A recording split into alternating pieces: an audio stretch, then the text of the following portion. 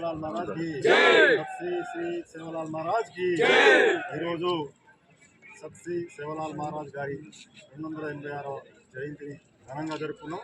ఈ సందర్భంగా వచ్చేసినటువంటి యావత్ మన మహబూబాద్ జిల్లాలోని గోరబంజారా మరియు ఇతర సామాజిక వర్గాల ప్రజలందరికీ కూడా సేవలాల్ జయంతి సందర్భంగా శుభాకాంక్షలు తెలియజేస్తూ సేవలాల్ గారి ఆశయాల కోసం మనందరం కూడా ముందుకు సాగవలసిన అవసరం ఉంది। సేవలాల్ గారు యావత్ భారతదేశంలో కావచ్చు ప్రపంచంలో ఉన్నటువంటి బంజారా జాతిని ఐక్యం చేయడంలో వారు కీలక పాత్ర పోషించారు।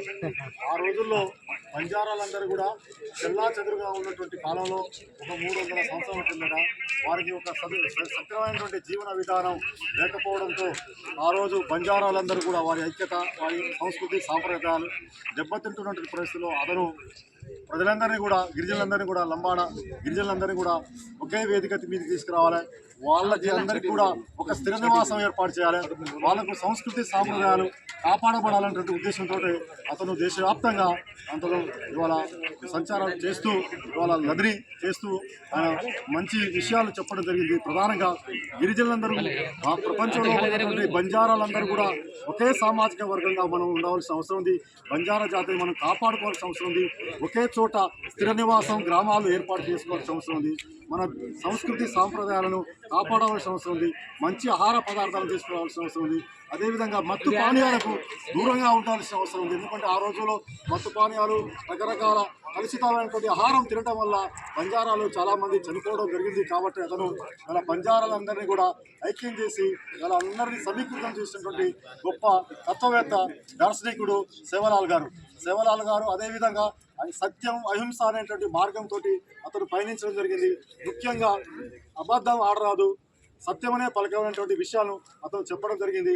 జూదం, పేకాట ఇటువంటి మద్యపానానికి బానిసలు కావద్దని చెప్పి అతను అనేకమైనటువంటి సిద్ధాంతీకరణ చేస్తూ బంజారాలందరినీ ఏకం చేసినటువంటి వ్యక్తి కాబట్టి అదేవిధంగా వ్యవసాయాన్ని కూడా అభివృద్ధి చేసుకోవాల్సిన అవసరం ఉంది। మనం ఏదైతే నదీ ప్రాంతాలు ఉంటాయో నదీ పరివాహక ప్రాంతాల్లో పట్టే వాళ్ళ అనేక నాగరికతలు విలసిల్లడానికి కారణం కూడా ఆ రోజు సేవలాల్ మహారాజ్ గారు। ఎందుకంటే నదీ పరివాహక ప్రాంతాల్లో పట్టే మనం సంబంధించిన నివాసం ఏర్పాటు చేసుకొని మన యొక్క వ్యవసాయాన్ని అభివృద్ధి చేసుకోవాలి, దేశ సంపద లోపల ఉత్పత్తిని పెంచాలంటే మంచి కాన్సెప్ట్ను నింపారు। అంతేకాని కొంతమంది సేవలాల్ గారు అంటే అది ఇది అని చెప్పి వారు గొప్ప దార్శనికుడు తాత్వికవేత్త కాబట్టి వారిని మనం సిద్ధాంతకర్త కాబట్టి వారిని మనం ఆదర్శంగా తీసుకోవాలి। వారిని ఆదర్శంగా తీసుకోవడం అంటే ఈ అన్ని అంశాలని మనం పాటించాల్సిన అవసరం ఉంది। అందుకోసం ప్రతి బంజారా బిడ్డ మనం వారిని ఆదర్శంగా తీసుకొని ముందుకు సాగవలసిన అవసరం ఉంది। ఇవాళ భేషజాలకు పోకుండా ఎటువంటి భేదాభిప్రాయాలు పోకుండా మనం అందరం కూడా ఒకటే జాతిగా ముందుకు సాగవలసిన అవసరం ఉంది।